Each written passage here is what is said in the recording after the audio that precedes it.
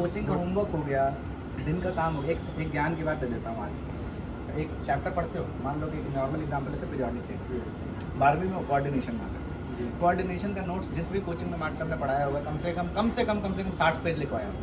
कम से कम बढ़िया कोचिंग में अगर पढ़ रहे हो तो 60 से 65 पेज आराम से लिखवाया होगा। उस 60 से 65 पेज में क्वेश्चन कितने होंगे?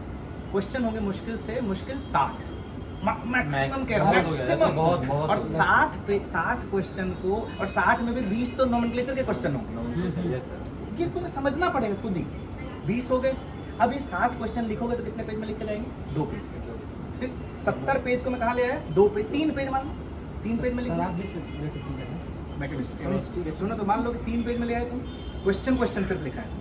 अब जब दोबारा रिवाइज करने जाते हैं तो हम लोग क्या पढ़ते हैं? पहला पेज से रिवाइज करते हैं। पहले 4 पेज रिवाइज होता है, 5वें पेज में थकान लगने में छोड़ो सब्जेक्ट बताओ।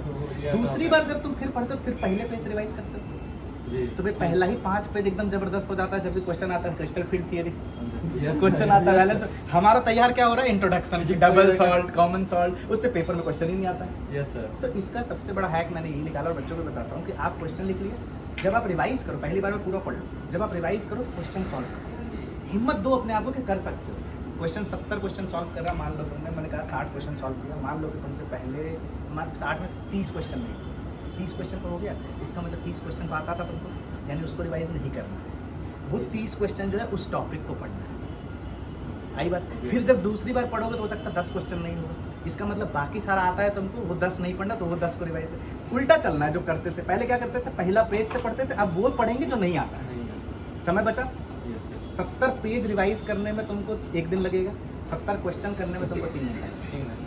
तो ये कौन डेवलप करेगा? ये हम लोगों ने किया है, ये बच्चों से देखा है। मेरे को एक और तो किसी ने नहीं बताया। होता है कि कुछ टीचर वगैरह मतलब कई टीचर बताते हैं कि ये सब्जेक्ट ज़्यादा इंपॉर्टेंट है, कोई टीचर बताते हैं ये सब्जेक्ट ज़्यादा इंपॉर्टेंट है। देखो टीचर का काम है कि जो वो पढ़ाएगा वो इम्पोर्टेंट है। मैं नहीं बोलता, मैंने कहा बायो तो इम्पोर्टेंट है, केमिस्ट्री हम चला लेंगे, बायो जरूरी है। मेडिकल की टीचर का काम है बोलना।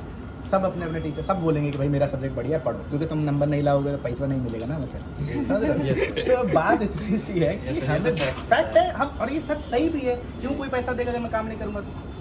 तुम दोगे, तुम मान लो तुम रखो नौकरी पे किसी को, वो काम नहीं करेगा, रिजल्ट नहीं आएगा, तुम दोगे पैसा, हमारे जेब से 1 रुपया नहीं निकले।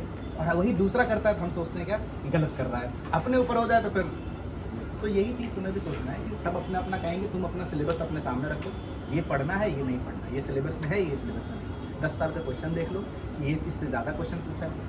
आप खुद ही देखो ना, बैलेंस बॉन्ड थियरी से हर साल क्वेश्चन आता है, NiCl4 2 - NiCl4 2 - NiCO4। वो पढ़ेंगे नहीं हम। जब उसको तो रट लो कम से कम, जब हर दूसरे साल आ रहा है तो कम से कम उसको तो रट लो। टेट्राहेड्रल स्क्वायर पे, हाँ, तो उसको वहाँ भी नहीं किया आता है, जो उसको हम फिर से सॉल्व करते हैं। ह्यूमन टेंडेंसी है, जो चीज़ मुझे आएगा ना उसके 10 सवाल लगाएंगे, और जो नहीं आएगा वो छोड़ते जाएंगे। इसका कॉन्सेप्चुअल वीडियो तो आपका होगा ना? हाँ, सब कुछ है यूट्यूब, सब सर्च करोगे मुझे तो लगता है रट के याद करना पड़ेगा। नहीं अभी टाइम है, हो जाएगा। देखो अभी 12वीं का कम से कम सिलेबस NCERT प्लस वो करो, मैं गारंटी देता हूँ, बता ही दिया, कनेक्ट कर सकते हो तुम लोग, जो दिक्कत होगी देखी जाए। ठीक है, 12वीं के बाद सोचो कहाँ ज्वाइन करना है, अगर सिलेक्शन नहीं होता है। ठीक है, लेकिन अभी से डिमोटिवेट नहीं हो कि नहीं होगा। ये बहुत, जब आज के बच्चों को सुनता हूँ तो फिर मुझे बड़ा बुरा लगता है। यार अभी तो पूरी उम्र बाकी है, मेरे तो कहते कल नौकरी निकाल दूँ, मैं फिर से शुरू कर सकता हूँ। इतनी हिम्मत आनी चाहिए कि अभी कुछ नहीं पढ़ा, मान के चलो तुम ये भी मत पढ़ो ना कि 10%। सर जैसे अंदर से सेल्फ फोकस्ड हो जाता, फिर 2-4 दोस्त मिल गया, वो अपना दूसरा सुना करके। देखो कभी भी ना, एक बहुत ही पुराना कहानी है कि अपनी ज़मीन जी और अपनी पढ़ाई का जो अपना जो क्या कहते हैं सीक्रेट, वो अपने पापा मम्मी को भी नहीं बताना है। सही बात है।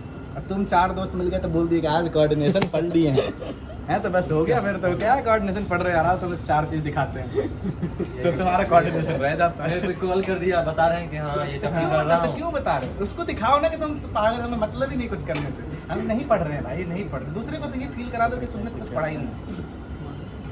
भाई तुम जब किसी चीज़ के बारे में बोलोगे तभी तो उस पर चर्चा होगा, हम छेड़ेंगे ही नहीं। मान लो एक नॉर्मल एग्जांपल लेते हैं कि भाई किसी क्लास के किसी दोस्त की किसी लड़की के बारे में बातचीत करें, तो उसके बारे में तुमने छेड़ा तभी तो वो 4 बातें बता रहा है। तुमने छेड़ा कोऑर्डिनेशन के बारे में, तब कोऑर्डिनेशन के बारे में बताएगा। तुम छेड़ोगे किसी दोस्त के बारे में तो दोस्त के बारे में चर्चा होगी। तुम डिपेंड कर, तुम्हारे ऊपर डिपेंड करता है कि तुम चर्चा सुनना क्या चाहते हो। समझ रहे हो? ये सब ज्ञान की बातें हैं, अभी समझ नहीं आएगा, लेकिन धीरे धीरे जैसे जैसे उम्र बढ़ेगा ना, जैसे मान लो यही चीज़ 10वीं 11वीं में नहीं समझ आता, 12वीं का पेपर नजदीक आ रहा है तो थोड़ा थोड़ा समझ आ रहा है, और जैसे 12वीं दे, हाँ जब 12वीं दे लोगे ना तो थोड़ा और समझ आएगा, और समझ में आएगा। थोड़ा और समझ आएगा। ये समय है, ये ऊपर से समय। भी और लास्ट समय आ गया। हाँ यही लास्ट। तो मेरा यही कहना है, कभी भी लेट नहीं होता है, शुरू जब से कर दो, कुछ नहीं से कुछ सही होता है। कुछ नहीं, मान लो कि मेरा भाई अभी तक 10% भी नहीं, भाई अभी से पढ़ेंगे 30% होगा, सिंपल सही बात। मेहनत करो, बाकी दे दिया, कनेक्ट करो, कोई दिक्कत विक्कत हो तो पूछते रहा करो। यूट्यूब पर सारी वीडियोस मिल जाएंगी तुम्हें, एल का, अभी का, अनअकैडमी, हर वीडियो तुमको मिल जाएगा, हर टॉपिक पे वीडियो है। तो बहुत छोटे में